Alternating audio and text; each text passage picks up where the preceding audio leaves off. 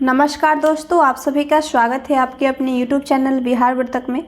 दोस्तों, आज हम लोग देखने वाले हैं CDP, जो कि बहुत ही इम्पोर्टेंट टॉपिक होने वाला है आज का। और आइए हम लोग देखते हैं 30 प्रश्न को देखेंगे, जो कि काफ़ी इम्पोर्टेंट है आपके सीटेट एग्ज़ाम के लिए। और बिल्कुल बेहतर तरीके से समझते हुए हम लोग क्वेश्चन को करेंगे। ओके, आप लोग आंसर क्या कीजिए कि कौन सा सही जा रहा है और कौन गलत। ठीक है, ऐसा करने से आप में कॉन्फिडेंस होगा।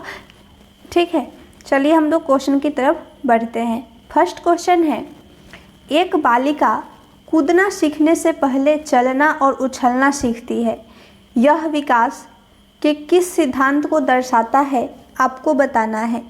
मैं आपको एक बार बताई भी थी कि ये काम करने से पहले बच्चा ये काम कर लेता है तो उसमें जो है समीप दूरामुखी जाता था। लेकिन यहाँ पे देखिए कौन सा ऑप्शन आपको दिख रहा है सही। यहाँ पे देखिए ऑप्शन ए है, विकास के सभी आयाम पारस्परिक रूप से संबंधित है।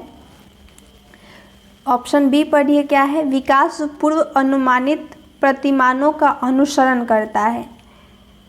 ये ऑप्शन बी जो है, जब क्वेश्चन कह रहा है कि बालिका कूदना सीखने से पहले वो क्या करती है, चलना और उछलना सीखती है, तो ये जो जाएगा आपका इसका आंसर कि विकास जो है पूर्व अनुमानित प्रतिमानों का क्या करती है, अनुसरण करती है। आपका ऑप्शन बी जो है वो बेटर है, वो आपका सही होगा।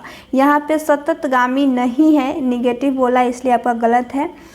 और विकास यहाँ पे कह रहा है कूदना सीखने से पहले चलना और उछलना, तो यहाँ पे परिपक्वता और अनुभव यहाँ पे शामिल नहीं होगा। ठीक है, आपका ऑप्शन बी जो है वो बेटर है, उसे कीजिए। आइए नेक्स्ट क्वेश्चन देखते हैं। बालकों में वृद्धि और विकास में क्या शामिल है, आपको ये बताना है। ठीक है, ऑप्शन ए है मात्रात्मक परिवर्तन और बी है गुणात्मक परिवर्तन। जब भी ये दोनों अकेले अकेले आए तो ये हमेशा गलत जाता है, और दोनों को अगर कंबाइंड करके ऑप्शन में देता है तो आपका ऑप्शन सही होता है। तो आपका ऑप्शन सी में देखिए, दोनों मात्रात्मक एवं गुणात्मक परिवर्तन है। ठीक है, बालकों में वृद्धि और विकास क्या है, मात्रात्मक एवं गुणात्मक परिवर्तन है। इस बात को ध्यान दीजिएगा, सिर्फ मात्रात्मक दे तो गलत जाएगा और सिर्फ गुणात्मक दे तो भी गलत जाएगा। ठीक है, दोनों एक साथ होना चाहिए। ठीक है, और यहाँ पे देखिए केवल वाली बात किया है तो ये आपका ऑप्शन गलत हो जाएगा। नेक्स्ट क्वेश्चन देखिए क्या है, निम्नलिखित में से कौन सा कारक भौतिक एवं सामाजिक दुनिया की जटिल शक्तियों का संबोधित करता है, जो किसी बालिका के अनुभवों को उसके विकास के दौरान प्रभावित करते हैं। तो यहाँ पे कह रहा है क्वेश्चन में भौतिक एवं सामाजिक दुनिया के जटिल शक्तियों से संबोधित करता है। तो ये जो इसका आंसर होगा, ये लालन पालन के द्वारा जो बालिका में अनुभव होगा उसके विकास के दौरान जो है प्रभावित होता है। ओके, आपका ऑप्शन सी जो है वो सही होगा। नेक्स्ट क्वेश्चन देखिए क्या है, नेक्स्ट है आपका, निम्नलिखित में से कौन सी बच्चों के समाजीकरण की प्राथमिक संस्थाएं हैं। यहाँ पे पूछ रहा है समाजीकरण का प्राथमिक संस्था।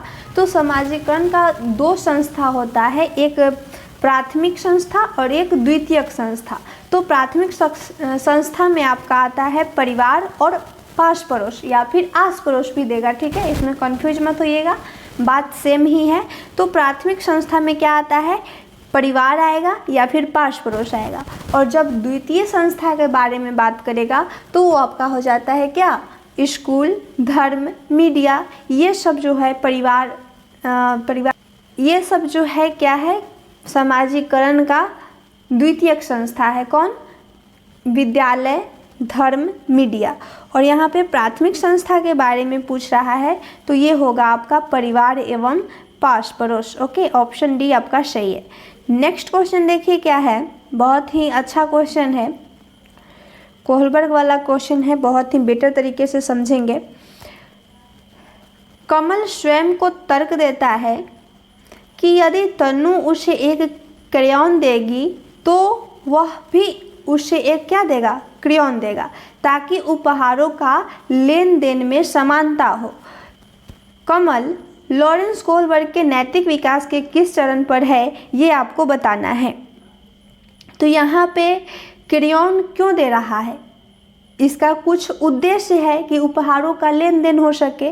तो ये जो जाएगा लॉरेंस कोहलबर्ग के नैतिक सिद्धांत का जो चरण है, यांत्रिक उद्देश्य अभिनवीकरण, इसमें जाएगा। ठीक है, अच्छा लड़का अच्छा लड़की वाला में नहीं जाएगा, ना ही सामाजिक व्यवस्था में जाएगा और ना ही सामाजिक समझौता में जाएगा। ठीक है, ऑप्शन ए आपका बेटर है, इसे कीजिए। नेक्स्ट क्वेश्चन देखिए क्या है, संज्ञानात्मक विकास के किस चरण में बच्चे एक दूसरे के साथ खेल संबंधी विचार साझा करते हैं और इस समझ को कि संकेत वस्तुओं को दर्शाते हैं, सुदृढ़ करते हैं, लेकिन संरक्षण करने में क्या होते हैं, अक्षम होते हैं। यानी कि क्वेश्चन कहा कि संज्ञानात्मक विकास के किस चरण में जो है कि बच्चा एक दूसरे के साथ खेल संबंधी विचार को जो है वो साझा करते हैं और संकेत के माध्यम से वस्तुओं को दर्शाते हैं और यह सुदृढ़ भी कर लेते हैं, लेकिन जो बच्चा है वो संरक्षण नहीं कर पाता है, संरक्षण करने में असमक्ष है, तो ये किस में जाएगा, ये आपको बताना है कि ये किस अवस्था में होगा। तो यहाँ पे देखिए, संवेदी पेशीय अवस्था, ये नहीं होगा। बच्चा संरक्षण कब करेगा, जब उसके पास मूर्त सामग्री होगा तब ना बच्चा संरक्षण कर पाएगा।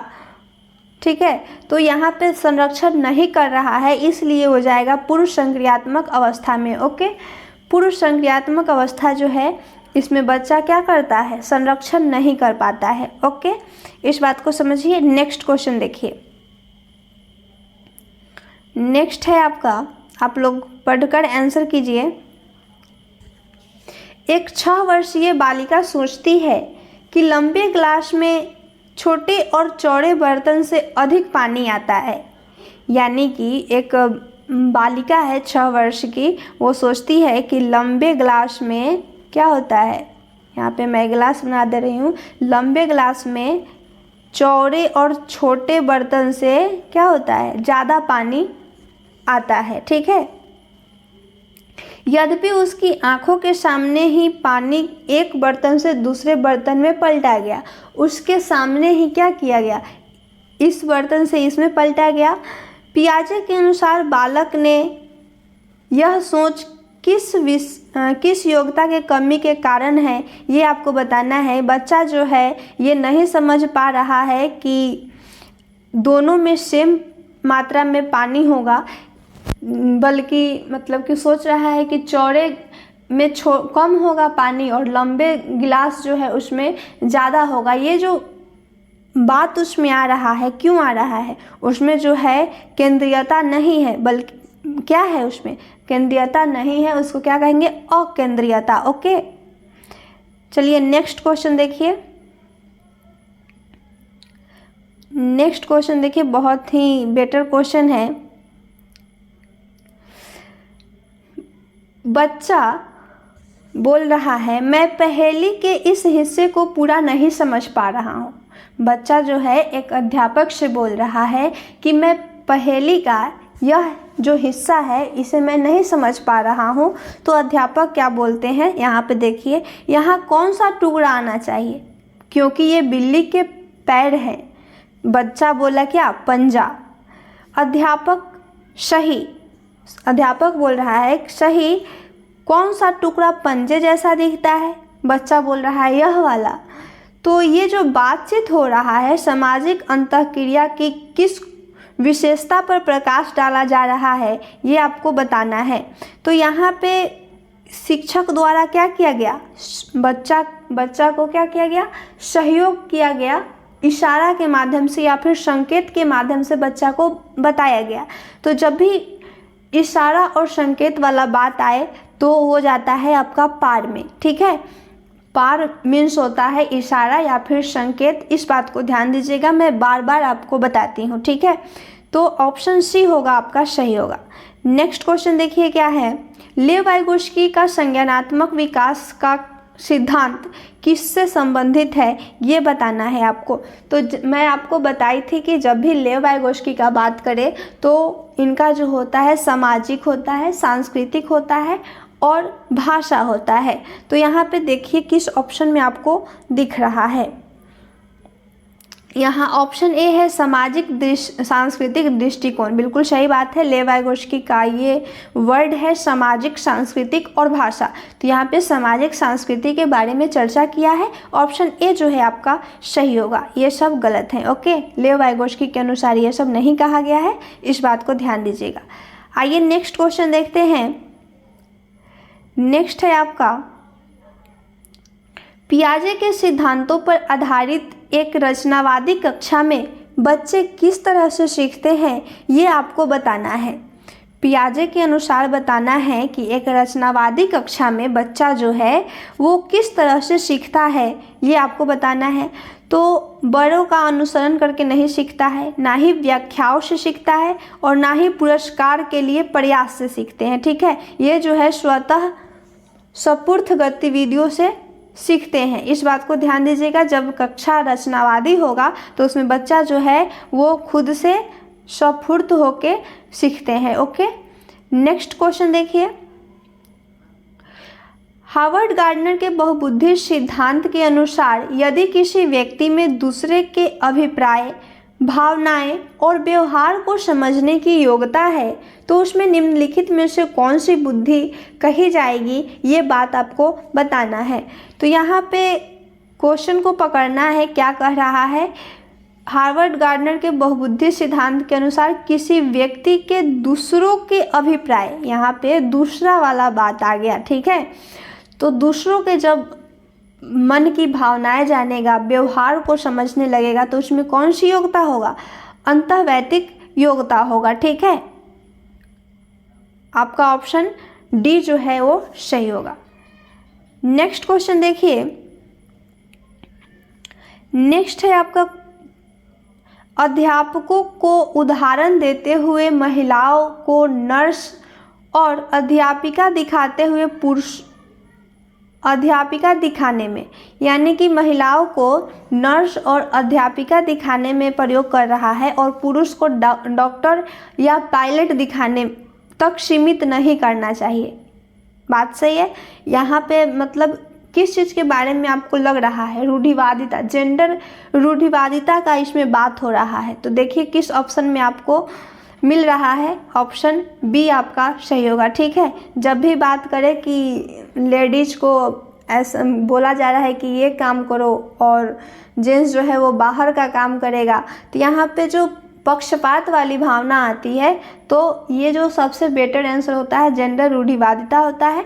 अगर रूढ़िवादिता नहीं दे तो आपको मारना है जेंडर पक्षपात। ओके, चलिए आइए देखते हैं। बहुत ही अच्छा क्वेश्चन आ गया आपके सामने, अभिकथन और कारण, इसमें बहुत ही बेटर तरीके से समझेंगे। क्या है, बच्चों ने भाषाई विकास के लिए प्राथमिक स्तर की कक्षाओं में मुद्रित समृद्ध परिवेश आवश्यक है। बिल्कुल सही बात है। बच्चों में जो भाषा का विकास होता है उसके लिए क्या होना चाहिए, कक्षाओं में मुद्रित समृद्धि परिवेश की जरूरी है। ठीक है, भावनाओं को अधिगम में महत्वपूर्ण भूमिका है। कारण में कह रहा है भावनाओं को अधिगम में महत्वपूर्ण भूमिका है, ये भी बात सही है। लेकिन यहाँ पे दोनों ए और आर दोनों सही है, लेकिन आर जो है ए का सही व्याख्या नहीं कर रहा है, इसलिए आपका ऑप्शन बी हो जाएगा। ए और आर दोनों सही है लेकिन आर सही व्याख्या नहीं कर रहा है ए की। ओके, नेक्स्ट क्वेश्चन देखिए। जब हरजोत को अपने प्रदत्त कार्य में सितारा नहीं मिलता है तो वह बहुत परेशान हो जाता है। अपने काम के संदर्भ में दी गई किसी भी आलोचनात्मक टिप्पणी के प्रति वह रक्षात्मक रुख अपनाती है। इस संबंध में निम्नलिखित में से कौन सा उपागम सबसे अधिक प्रभावकारी होगा, ये आपको बताना है। यानी क्वेश्चन को समझिए। क्वेश्चन कह रहा है कि जब हरजोत को अपने प्रदत्त कार्य में सितारा नहीं मिलता है तो वह परेशान हो जाता है। इस काम के संदर्भ में दी गई किसी आलोचनात्मक टिप्पणी के प्रति वह रक्षात्मक रुख अपनाती है। ठीक है, इस संबंध में बताना है आपको कि कौन सा उपागम सबसे बेटर होगा। यहाँ पे ऑप्शन देखिए और आंसर कीजिए।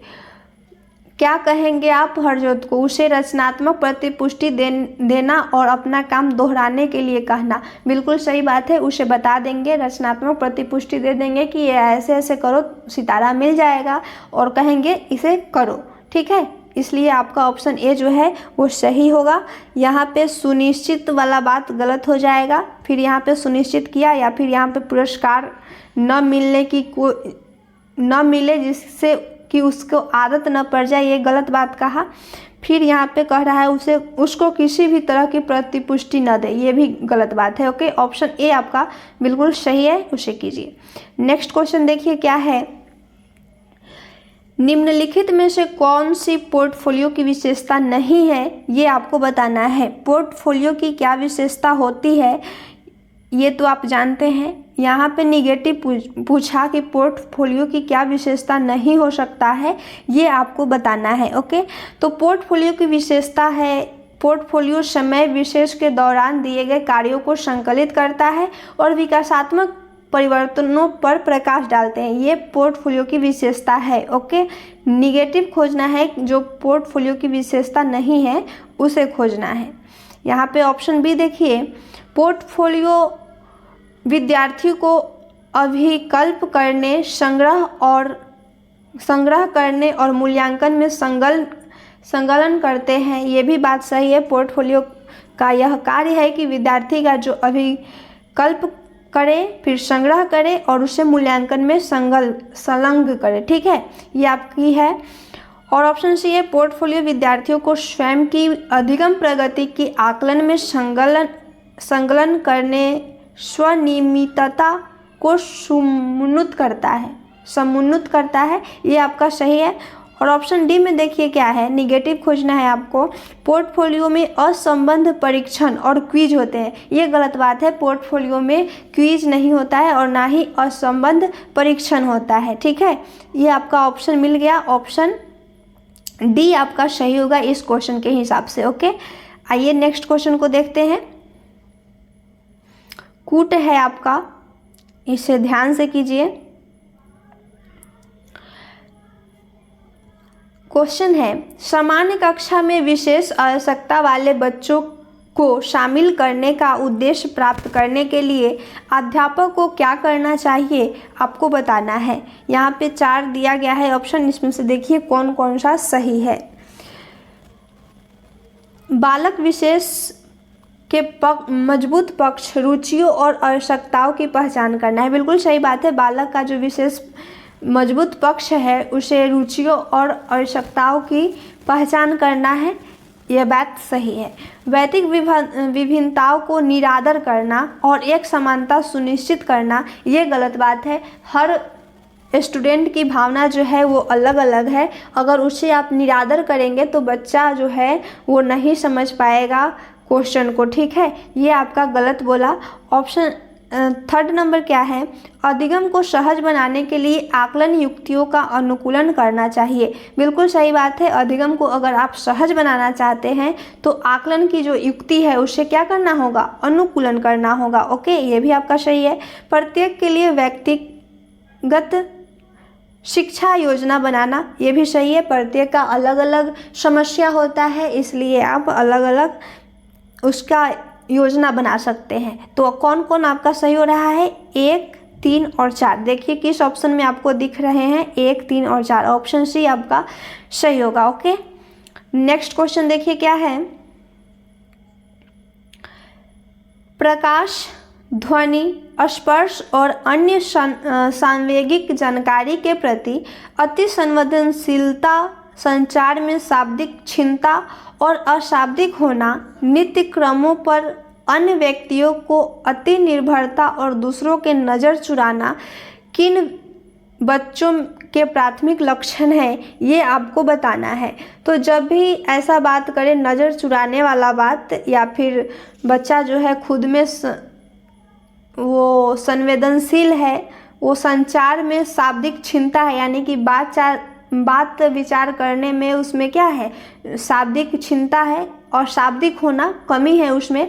तो ये जो बात होता है वो स्वलीन स्पेक्ट्रम के अंतर्गत आता है। इस बात को ध्यान दीजिएगा। बच्चा जो है खुद में स्वलीन रहता है, यानी कि वो जो बोलेगा वही मतलब दूसरों को सुनना पड़ेगा। अगर आप कुछ उससे पूछते हैं तो वो कुछ नहीं बताएगा, ठीक है, वो खुद में लीन रहता है। ओके, तो ऐसा व्यवहार होता है।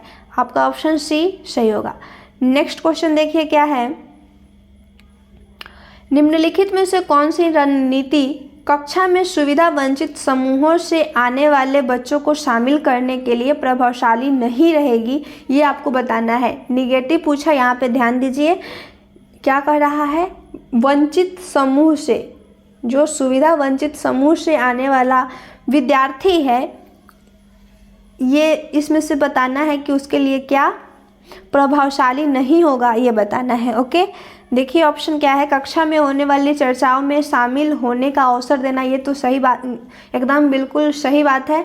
अगर वंचित समूह से बच्चा आ रहा है और उसे कक्षाओं में शामिल होने का अवसर दे रहे हैं, ये तो बहुत ही अच्छी बात है। ऑप्शन बी है, विद्यालय की सभी गतिविधियों में बच्चों की सहभागिता सुनिश्चित करना, बिल्कुल सही बात है। अगर विद्यालय में जितने भी गतिविधि हो रहे हैं उसमें जो सुविधा वंचित समूह से आ रहे हैं उनमें अगर शामिल करते हैं तो उनके लिए बेटर होगा, ठीक है।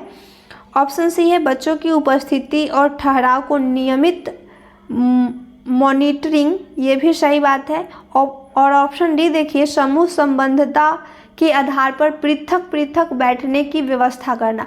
पृथक पृथक जो है यानी कि अलग अलग बैठना, ये आपका गलत होता है और नेगेटिव पूछ रहा था, आपको मिल गया। ऑप्शन डी को टिक कीजिए और आगे बढ़िए। यहाँ पे आपको क्या करना है, मिलान करना है।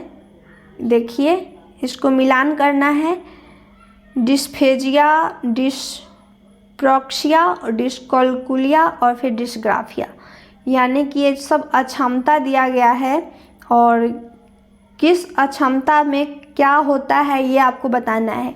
डिस्फेजिया में क्या होगा ये बताना है आपको, डिस्प्रैक्सिया में क्या होगा, फिर डिस्कैल्कुलिया में क्या होगा, ये सब आपको बताना है। ओके, यहाँ पे देखिए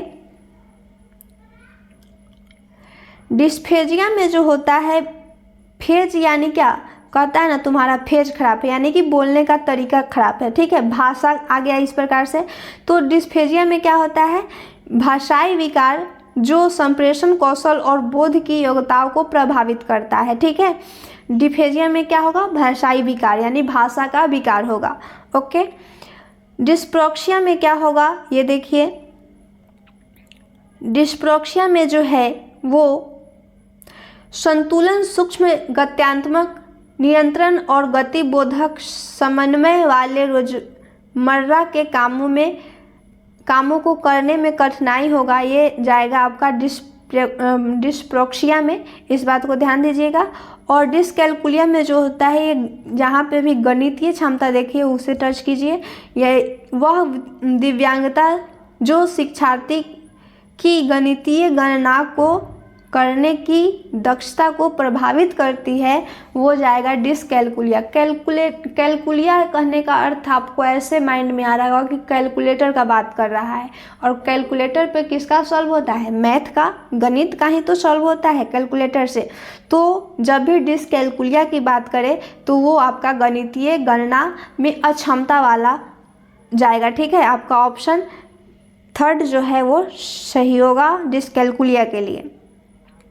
और डिस्ग्राफिया के लिए, ग्राफ यानी कहने का सेंस क्या आ रहा है, लिखना, तो जिसको लिखने में परेशानी होगा वो डिस्ग्राफिया यानी कि वह दिव्यांगता जो संबंधदाता के साथ लिखने की योग्यता को प्रभावित करती है, वो हो जाएगा आपका डिस्ग्राफिया। ओके, और डिस्फेजिया का यहाँ पे ध्यान दीजिए, जिसका फेज खराब हो, इस तरह से आप याद रख सकते हैं, यानी जिसका लैंग्वेज खराब हो।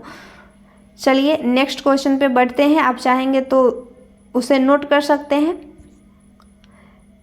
क्वेश्चन देखिए आपका क्या है, अध्यापक किस तरह से रचनात्मक चिंतन को पोषित कर सकता है, ये आपको बताना है। अध्यापक जो है रचनात्मक चिंतन को पोषित कैसे करेगा, ये आपको बताना है। ऑप्शन ए है आपका, शिक्षार्थियों को सतत रूप से निगाह रखकर। सतत रूप से अगर आप निगाह रखते हैं तो इससे बच्चा में जो है रचनात्मक चिंतन का पोषण नहीं होगा। ओके, ये आपका गलत जाएगा। प्रत्येक शिक्षार्थी के निपुणता से कम कुछ भी अपेक्षित न करना, यहाँ पे गलत बोला, सेंटेंस निगेटिव है, इसको टच भी नहीं करेंगे।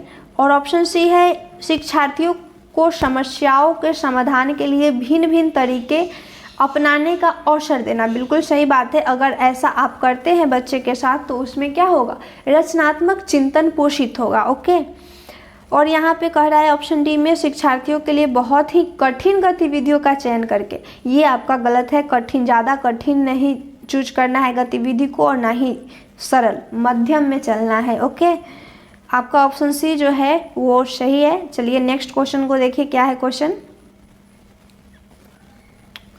बच्चों को किसी समस्या का समाधान ढूंढने में किस क्रम को अपनाना चाहिए, ये आपको बताना है। तो ऑप्शन ए है, समस्या की पहचान, परिकल्पना बनाना, परिकल्पना का परीक्षण, आंकड़ों का संग्रह। बिल्कुल सही बात है। अगर आप किसी बच्चा को सिखा रहे हैं कि समस्या का समाधान कैसे ढूंढना है, तो सबसे पहले क्या करेंगे, समस्या को पहचानेंगे कि समस्या कैसा है, फिर उसका परिकल्पना बनाएंगे, फिर परिकल्पना को परीक्षण कर लेंगे और फिर आंकड़ों का संग्रह करेंगे। ओके, आपका ऑप्शन ए जो है वो सही है। और यहाँ पे सबसे पहले दे रहा है आंकड़ों का संग्रहण, तो ये आपका बेटर नहीं है। सबसे पहले आंकड़ों का संग्रहण नहीं करना है, लास्ट में करना है। ओके, चलिए आइए देखते हैं नेक्स्ट क्वेश्चन क्या है। वह शिक्षिका जो यह मानती है कि उसकी कक्षा का प्रत्येक छात्र अधिक अध्ययन करने से अपना प्रदर्शन सुधारने में सक्षम है, बच्चों की सफलता का श्रेय किसको देती है, ये आपको बताना है। यानी कि शिक्षा मानती है क्या कि उसकी कक्षा में प्रत्येक छात्र अधिक अध्ययन करके अपना प्रदर्शन सुधारने में सक्षम हो, तो बच्चों की सफलता का श्रेय किसको जाएगा, ये बताना है आपको। बच्चों की योग्यता को, ऑप्शन ए है, और ऑप्शन बी है बच्चे के प्रयत्न को, ऑप्शन सी है बच्चों की घबराहट को, और ऑप्शन डी है आनुवंशिक रचना से। ये आपको यहाँ पे योग्यता वाली बात की ये गलत जाएगा, यहाँ पे घबराहट वाला बात गलत होगा, यहाँ पे आनुवंशिक रचना से नहीं होगा। यानी बच्चा जब प्रयत्न करेगा तो उसके अधिगम में क्या होगा, सुधार हो जाएगा। नेक्स्ट क्वेश्चन देखिए क्या है। एक अध्यापक को बहुत अधिक अपेक्षाएं किससे रखनी चाहिए, ये आपको बताना है। यहाँ पे कह रहा है ऑप्शन ए, केवल प्रतिभाशाली विद्यार्थी से। केवल लगा दिया, अगर आप सिर्फ प्रतिभाशाली बच्चों से अपेक्षा रखते हैं तो बाकी सब बच्चा कहाँ जाएगा, ये तो गलत हो जाएगा ना। तो ऑप्शन ए आपका गलत है। और ऑप्शन बी क्या है, देखिए, जेंडर और वर्ग को ध्यान में न रखते हुए सभी विद्यार्थियों से। बिल्कुल सही बात है, आपको ना लिंग को ध्यान रखना है और ना ही वो किस वर्ग से आ रहा है, इसे आपको ध्यान में नहीं रखना है, और सबको एक समान लेकर चलना है। ऑप्शन बी आपका बिल्कुल सही है। और यहाँ पे क्या करा है, विशेष श्रेणी, ये आपका गलत जाएगा। फिर यहाँ पे भिन्न भिन्न विषयों में लड़कियों और लड़कों से अलग अलग अपेक्षा, ये भी आपका बात गलत है। ऑप्शन बी जो है बिल्कुल सही है। चलिए आगे बढ़िए, क्वेश्चन को देखिए क्या है। किस दृष्टिकोण के अनुसार अधिगम एक सक्रिय एवं सामाजिक प्रक्रिया है, ये आपको बताना है। किस दृष्टिकोण के अनुसार आपको बताना है कि सक्रिय अधिगम जो है एक सक्रिय और सामाजिक प्रक्रिया है। तो क्वेश्चन में आपको दिख रहा है सक्रिय और सामाजिक, तो ये जो है सामाजिक संरचनावादी है, इसे आप ध्यान में दीजिएगा। यहाँ पे समाज का बात किया, यहाँ भी समाज है, इस तरह से कनेक्ट करके आप माइंड में कर सकते हैं। ऑप्शन ए आपका सही होगा। नेक्स्ट क्वेश्चन देखिए क्या है।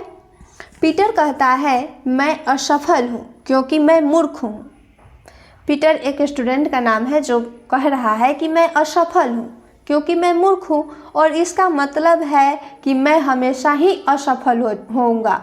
यह क्या दर्शाता है? ये जो बच्चा के मन में बैठ जाता है कि मैं पढ़ रहा हूँ, बार बार असफल हो जा रहा हूँ, तो मैं मूर्ख हूँ, ऐसा सोच रहा है बच्चा।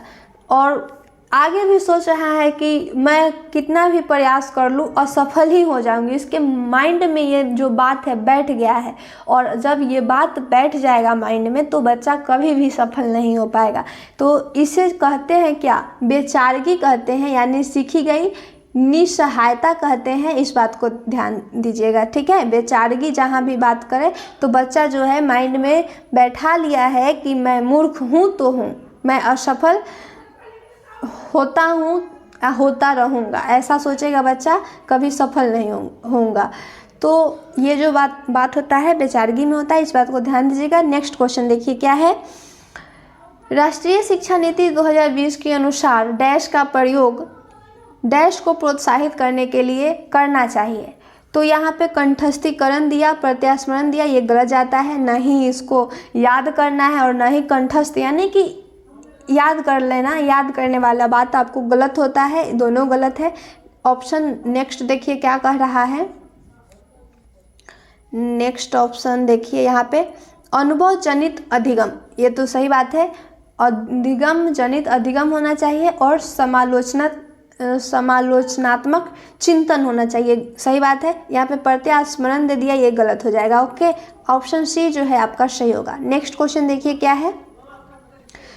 विद्यार्थियों के अधिगम में उन्नति होने का संभावना कब है, ये बताना है आपको। विद्यार्थी जब जो है वो अधिगम में कब उन्नति करेगा, ये आपको बताना है।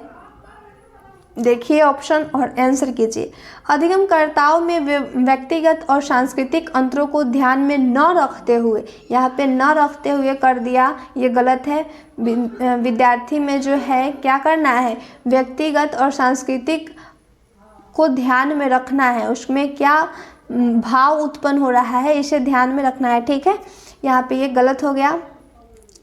अध्यापन सामग्री को संकलनात्मक ढांचे में सुव्यवस्थित किया जाए, बिल्कुल सही बात है। जब अध्ययन सामग्री को संकलनात्मक ढांचे में सुव्यवस्थित करेंगे तो बच्चों में जो है अधिगम की उन्नति होने की संभावना होगी। ओके, यहाँ पे कह रहा है ऑप्शन सी में, अध्ययन सामग्री को जानकारी के छोटे असंबंधित अ कहने का अर्थ हो गया न, ये आपका गलत हो जाएगा।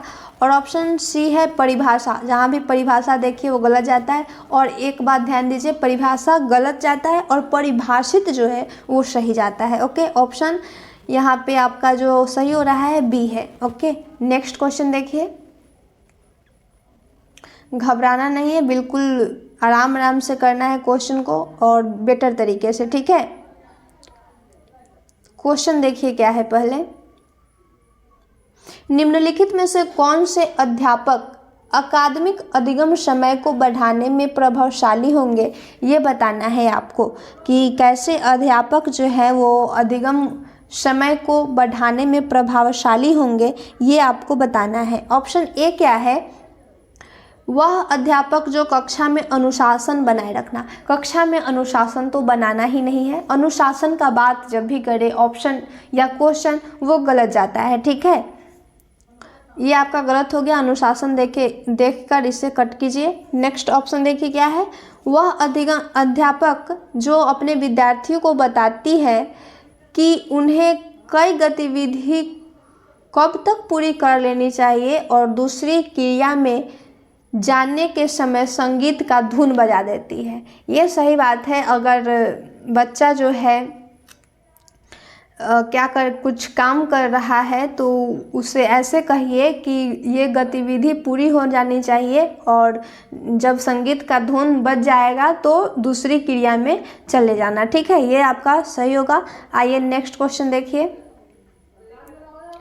अब लास्ट ही होने वाला है, 2 प्रश्न बचे हुए हैं, इसको बेटर तरीके से कर लेते हैं और एक बार अपने फ्रेंड्स में शेयर कर दीजिए, नए होंगे तो सब्सक्राइब कर लीजिए।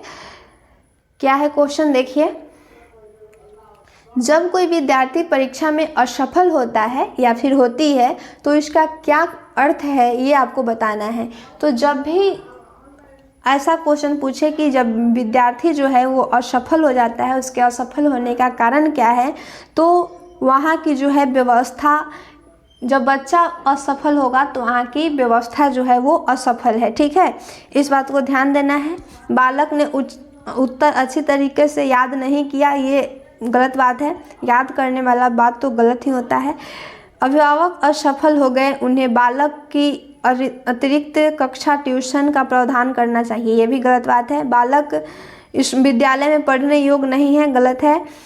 यह व्यवस्था की असफलता है, ये आपका सही होगा। जब भी प्राइमरी स्कूल के बच्चे जो हैं अगर वो परीक्षा में असफल होते हैं तो समझ लीजिए कि वहाँ की व्यवस्था जो है वो फेल है। ओके, नेक्स्ट क्वेश्चन देखिए और लास्ट क्वेश्चन देखिए, बहुत ही मज़ेदार क्वेश्चन है। तर्क, अभिकथन और कारण है, इसे समझिए बेटर तरीके से।